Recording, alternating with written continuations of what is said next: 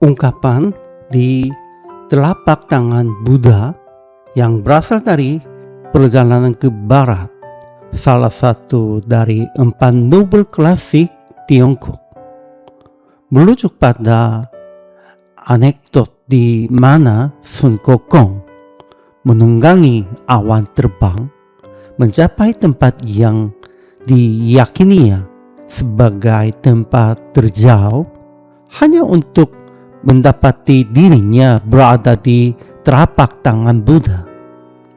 Ungkapan ini sering digunakan untuk menggambarkan bagaimana anak-anak, betapapun cerdiknya mereka, mencoba menipu guru atau orang tua mereka.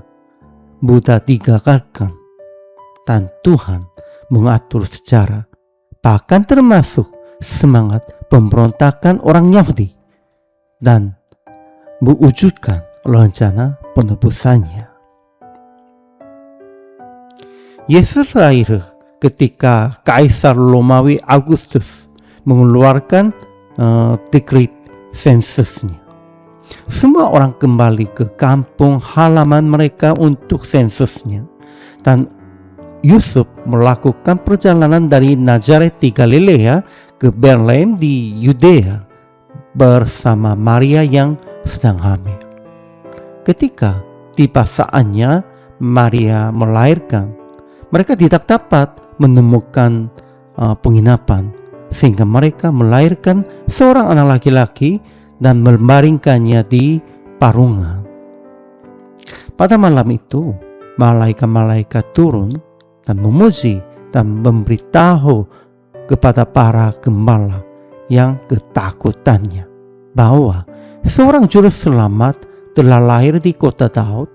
Mereka menyuruh mereka pergi dan melihat bayi yang terbaring di palungannya, sambil menyatakan kemuliaan bagi Allah dan damai sejahtera bagi semua manusianya.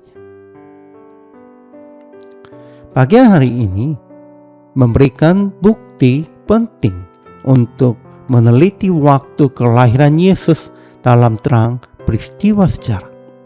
Beberapa sejarawan kuno mencatat bahwa orang Romawi meminta agar sensus dikumpulkan di wilayah yang ditaklukkan untuk keperluan pajak. Namun permintaan mereka didasarkan pada tempat tinggal setiap orang. Namun orang Yahudi, sebagai tanda perlawanan terhadap orang Romawinya, tampaknya telah menerapkan pendaftaran sensus berdasarkan kota asal mereka, berdasarkan tradisional merekanya. Melalui ini, memenuhi nubuat bahwa Yesus lahir di kota Daud dan keturunan Daud. Para gembala menjadi saksi kelahiran Yesusnya. Penggenapan nubuat perjanjian lama sangat penting dalam proses inkarnasi Yesus.